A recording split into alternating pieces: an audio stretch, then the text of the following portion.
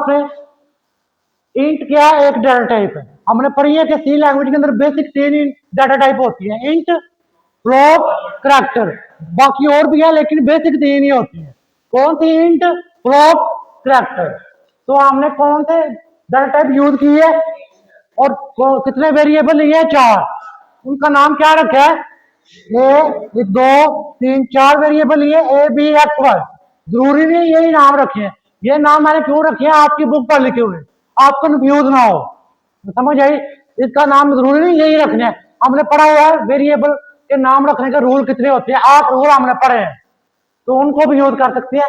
ये क्या, एक ही लाइन के अंदर मैंने एक ही लाइन के अंदर 4 वेरिएबल डिक्लेयर करवा दिए। तो इसका एक तरीका ये भी है, आप इस तरह भी करवा सकते हैं, इंट ए, इंट बी, सी, या एक्स लिखा है तो एक्स लिख ले, वाई। तो इस तरह भी एक तरीका है। आप अकेली के लिए लाइन पे भी एक एक अकेली के लिए लाइन पर भी वेरिएबल डिक्लेयर करवा सकते हैं। लेकिन मैंने अगर इस तरह लिखेंगे बेटा, इस तरह लिखेंगे तो क्या होगा, आपकी लाइन ऑफ कोड ज्यादा हो जाएगी, आपका कोड कम्प्लेक्स हो जाएगा, जिससे क्या होगा, आपको एरर फाइंड करना मुश्किल हो जाएगा। तो लाइन ऑफ कोड को कम करने के लिए मैंने इनको एक ही लाइन में डिक्लेयर करवा दिया। तो डिक्लेयर करवाने के लिए 2 चीजें डिफाइन करनी होती है, एक डाटा टाइप, दूसरा वेरिएबल का नाम। तो वो ही हमने लिखा है। तो तीसरी लाइन पर मैंने क्या लिखा है बेटा, इसके अंदर मैंने क्या लिखा है, इनको एक ही वैल्यू असाइन की है। मैंने कंपाउंड स्टेटमेंट ऑपरेटर यूज करते हुए, कंपाउंड असाइनमेंट ऑपरेटर यूज करते हुए, कौन सा ऑपरेटर? Compound assignment operator. तब यूज करते हैं जब आपने 2 या 3 वेरिएबल को एक ही वैल्यू दे दी हो, सेम वैल्यू। जब आपने ज्यादा वेरिएबल को सेम वैल्यू देनी होती है तो फिर आप उनको एक ही लाइन के अंदर इनिशियलाइज करवा देते। आपको वैल्यू क्या दे दी? 0। समझ आई? उसके बाद मैंने क्या लिखा है बेटा, A is equal to plus plus. इस प्लस प्लस का मतलब क्या है, ये मैं क्या कर रहा हूँ, पोस्ट इंक्रीमेंट। पोस्ट का मतलब क्या होता है बेटा, पहले वेरिएबल का नाम, बाद में उसके अंदर इंक्रीज या डिक्रीज करना है। तो लेकिन हम यहाँ इंक्रीज कर रहे हैं। इसका मतलब क्या होता है बेटा, प्लस प्लस का इसका मतलब क्या होता है, बस एक उसके अंदर इंक्रीज कर देना, बस। समझ आई? तो यहाँ अब आउटपुट क्या है कि मैं आउटपुट यहाँ लिख देता हूँ। अब ए के अंदर क्या होगा बेटा, पहले उसको इनिशियलाइज क्या किया हुआ था, पहले उसको इनिशियलाइज क्या करवाया था? 0। अब उसके अंदर मैंने क्या कर दिया, प्लस प्लस। प्लस प्लस को क्या कहते हैं? इसको प्लस प्लस नहीं बोल रहा, इसको क्या बोल रहे? Post increment operator, post. तो अब इसके अंदर प्लस, तो इसके ए इक्वल टू 1 आ जाएगा। समझ आई? आगे मैं कर रहा हूँ बी इज इक्वल टू ए। अब ए के अंदर क्या है, वही वैल्यू उठाकर मैं बी को दे रहा हूँ, बी के अंदर भी क्या हो जाएगा।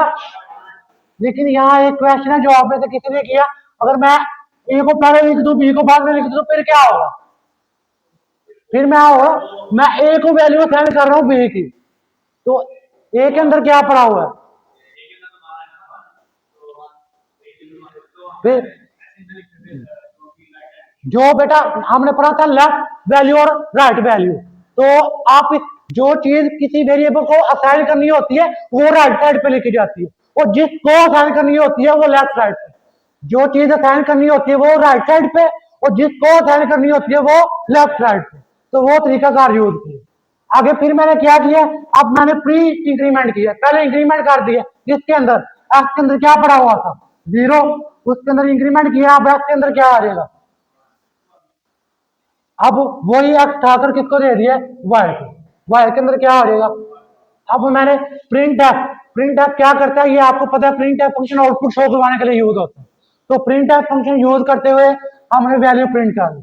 तो यही प्रोग्राम अब हम प्रोजेक्टर पर करते हैं। हम यही प्रोग्राम, आई होप कि इसकी थोड़ी बहुत समझ आ गई होगी।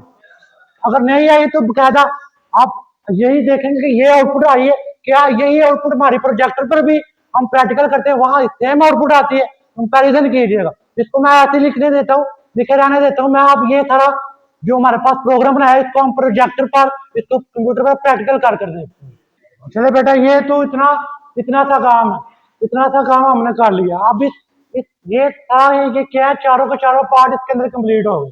लेकिन इस जो ब्रैकेट ओपन की है, ब्रैकेट क्लोज की है, इसके अंदर हम क्या लिखेंगे? बॉडी ऑफ मेन फंक्शन या सी स्टेटमेंट, इसके अंदर हम लिखेंगे। समझ आई? तो आप उसको लिखते हैं जो हमने वालपेपर पर लिखा है वो वही लिखते हैं इसके अंदर, क्योंकि हमने चेक करना है जो हमारी व्हाइट बोर्ड पर आउटपुट आई है, क्या रियल में भी वैसी आती है या सिर्फ वो बातें हैं? आप देखें, वही काम जो हमने व्हाइट बोर्ड पे लिखा था वही सारा इधर लिखा है। वही काम जो हमने था उधर लिखा था वही सारा इधर लिखा है। क्या है? चार फोर वेरिएबल ये किस टाइप के? इंटीजर टाइप के, ये इंट, और चार उनके नाम रखे हैं जो आपकी बुक पर लिखे हुए, ए बी एक्स वाई, और उन सबको एक ही लाइन के अंदर हम क्या इनिशियलाइज करा दिया, जीरो वैल्यू। समझ आई? और फिर बाद में मैंने क्या किया, A is equal to plus plus, इसके करने से क्या होगा, ए के अंदर पहले जीरो था, अब उसके अंदर एक इंक्रीमेंट हो जाएगा, जीरो की जगह उसके अंदर क्या आ जाएगा, वन। और वही ए मैंने किसको असाइन कर दिया, बी को। अभी मैंने आपको बताया जिसको वैल्यू साइन करनी हो उसको किस तरह लिखते हैं, लेफ्ट साइड पर, और जो साइन करना हो वो राइट साइड पर। तो ये लेफ्ट साइड, ये राइट, बी को वैल्यू कौन सी साइन की है, ए वाली, ये राइट वैल्यू, ये लेफ्ट वैल्यू। तो इस तरह बी के अंदर भी वही वैल्यू आएगी जो ए के अंदर पड़ी हुई है। इसी तरह ये था हमारे पास पोस्ट इंक्रीमेंट, पहले हम वेरिएबल का नाम लिख रहे हैं, बाद में उसके अंदर इंक्रीमेंट कर रहे हैं। तो दूसरा काम क्या है बेटा, आप पहले इंक्रीमेंट कर रहे हैं और बाद में एक्स वेरिएबल का नाम लिख रहे हैं। तो यही सेम काम हमने वाई के साथ भी, वाई को क्या असाइन कर दिया, उसके अंदर इंक्रीमेंट करने के बाद वही वैल्यू हमने किसको असाइन कर दी बेटा, एक्स को, वाई को। तो अब हमने ये प्रिंट एफ फंक्शन यूज करते हुए, ये मैंने आपको बताया था कि परसेंटेज डी क्यों लिखते हैं इंटीजर के लिए, क्यों इंटीजर के अंदर कौन सी वैल्यू स्टोर होती है, न्यूमेरिक, बताने के लिए कि उसके अंदर न्यूमेरिक वैल्यू स्टोर होती है, इसे क्या कहते हैं, एस्केप स्पेसिफायर। इस परसेंटेज डी को क्या कहते हैं, एस्केप। इसको हाईलाइट करता हूं बेटा, आंसर देखिए और उसको व्हाइट बोर्ड के साथ कंपेयर कीजिए, क्या वही आंसर है जो हमारे पास यहाँ है।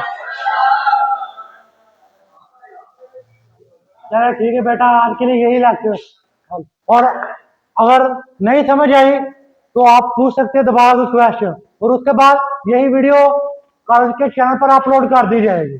तो करना क्या है आपने, वहां अगर नहीं समझ आई वहां भी आप उसको लाइक कर सकते हैं, उसको शेयर कर सकते हैं, उसको सब्सक्राइब करें, उस पर कमेंट करें।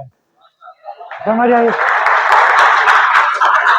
तो एक एक एंड पे और बात है, हमने नहीं दूसरे कॉलेजों की तरह हुआ, आपका कोई कलीग, आपका कोई फ्रेंड, आपका कोई दोस्त जिसको ये टॉपिक नहीं कवर, उसको आप वो हमारी अपनी रिकॉर्ड वीडियो उसको दे सकते हैं, क्योंकि हम नहीं समझते हमारे लिए जो बच्चे होते हैं सारे इक्वल होते हैं, चाहे जिस मर्जी कॉलेज में पढ़े वो से हमें कोई लेना देना नहीं, जहां उनका दिल करता है, लेकिन बच्चे सबके इक्वल होते हैं हमारे लिए। तो आप ये लेक्चर उनको भी प्रोवाइड कर सकते हैं ताकि उनकी भी हेल्प जी।